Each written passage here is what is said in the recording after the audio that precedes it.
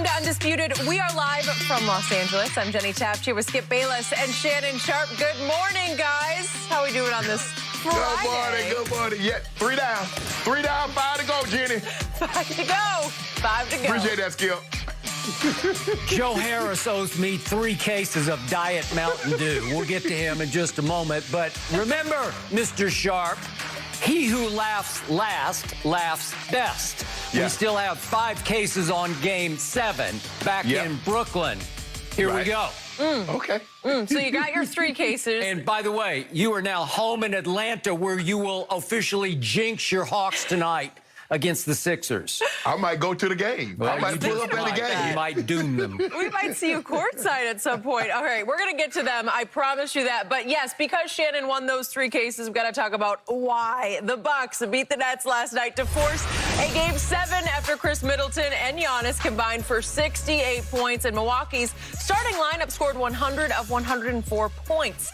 Kevin Durant, coming off his epic performance, Game 5, led the Nets with 32 points and 11 rebounds. Game 7 will be Saturday in Brooklyn, and don't worry, we got more due on that one. Shannon, what is the biggest reason the Bucks won? Well, the big 2 for the Milwaukee Bucks showed up and they showed out, Skip. Chris Middleton was sensational. Giannis was great also. Skip, when I look at Chris Middleton, 38, 10, and 5 with 5 steals.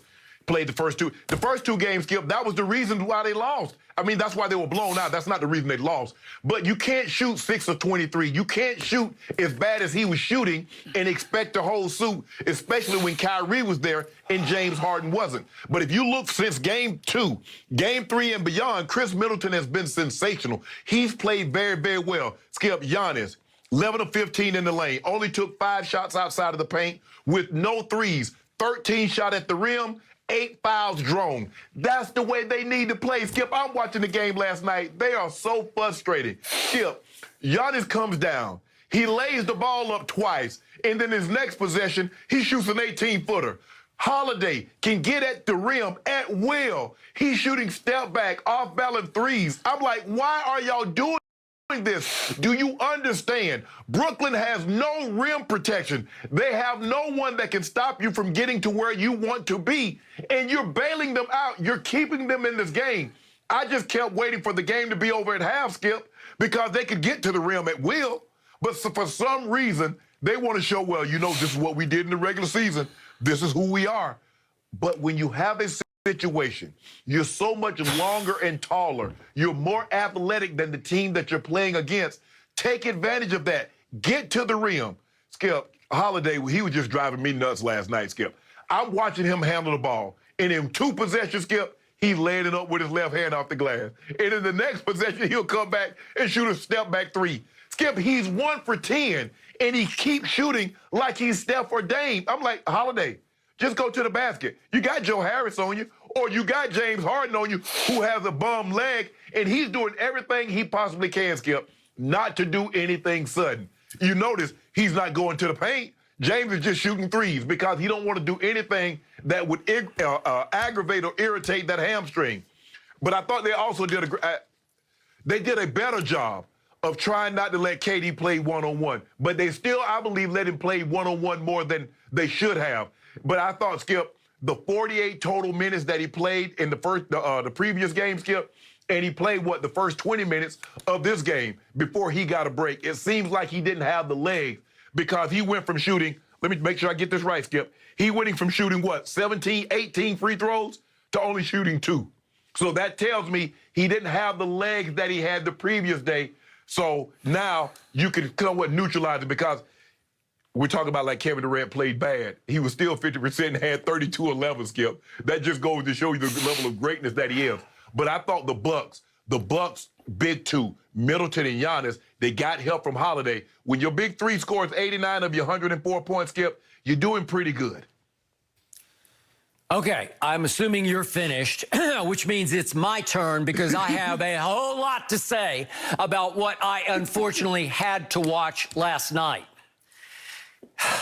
Let's start with the fact that, as you say, thanks to Holiday, it was no holiday last night for my Nets. But the point was, he did go 1 of 10 from 3 last night. And the point was Your team that won you 3 cases of dew went 7 of 33 from 3 last night. That's 21%. They left the door wide open for the Nets to do what the Nets keep doing to them, which is to come back and snatch another one on the road. Correct. So what happened with 8:41 left in the basketball game last night in Milwaukee? Joe Harris, who's been in the worst slump of his career shooting threes, a guy who has won the three-point shootout on All-Star Weekend, the guy who led the league in three-point percentage shooting this year. Joe Harris finally made his first 3 of the night. He wound up 1 of 4, but he finally made one. If we could see this. Joe Harris, it went in, and he runs back up the court yelling, "I can do this, I got this," like out of his mind, like he lost his mind. And suddenly, if we could see, here's the shot, and then could we see what then ensued at the other end? Joe Harris went completely over the edge, and here comes your man, Chris Middleton, down. Here we are. And he says, "I'm going to block his three-point shot," and he just grabbed his arm as he went up to shoot it. It was a horrendous foul, and Steve Nash thought about challenging it, and Joe Harris ran over and said, no, I got him. And what did Chris Middleton do, as he is wont to do on nights at home? He went and made all 3 free throws. And what did your Fear the Deers do from that point forward? They went ballistic on the Nets. They went on a 14-0 run off that sequence we just saw. And Kevin Durant took 1 3 in that sequence and missed it. And he finally stopped the bleeding with one last dunk. And that was the only 2 points he scored over the last 8:41 of this basketball game that was begging to be won. And by the way, I forgot to throw in the fact that that 3 cut it to 5. So at 8:41 left, it was a 5-point game, and Shannon Sharp had given me 5.5 points. So with 8:41 left, I actually led the basketball game. I was a half point ahead, and then that happened. Skip, it's funny that you say that, because that's what I was thinking at the exact same thing at the exact same time. I'm like, damn, I'm a half a point behind now. You're a half a point behind. So to your point, Kevin Durant hit the wall. He finally just ran out of gas. He obviously played a full 48 2 nights ago, and he was playing extremely high minutes up to the 8:41 mark last night, and he just hit the physical wall. He lost his legs. He just ran out of gas. And for those who don't follow these kinds of second-level stats, I checked on it this morning because my eye test told me I have never, ever seen Kevin Durant handle the basketball more than he did last night. Obviously, coming off his career-best game, he finally decided, I think I have to do this all by myself. Would you believe the ball was in his hands last night 45% of the night? Remember, Luka led the NBA this year in usage rate at 43%. So Kevin had by far the highest usage rate of any playoff game he's ever played, because Shannon, as we always talk about, he's the most efficient scorer ever. Correct. He doesn't need to take many shots. He'll catch and shoot a lot of shots. He'll get them. He doesn't have to dribble. But last night, he had to turn into James Harden because there was no James Harden to be found. What I was dumbstruck over, I was thunderstruck over, I was gobsmacked about was the reason I made that bet with you about last night and Game 7 was because I thought that James Harden, coming off playing 46 minutes on that balky hamstring, would be 50% quicker last night. He went the other way. He was more statuesque last night. He was more of a cardboard cutout last night than he was 2 nights before. I could not believe it. He became a supreme liability on offense as their playmaker and creator, and obviously on defense, where he just tries to hide in the middle of the lane. He did have 4 steals because he's a genius with the basketball, but it has to be right before him where he can get his hand on the basketball. Otherwise, he is protect the hamstring. And Shannon, I got to tell you, he was such a liability on offense that I believe there's only one coach who would have kept him in the game, and that is Steve Nash, who obviously played at a high level, back-to-back 2-time MVP, and he was just doing it for the psyche of the team, just for the spirit of the team. Let's just keep him out there in presence only.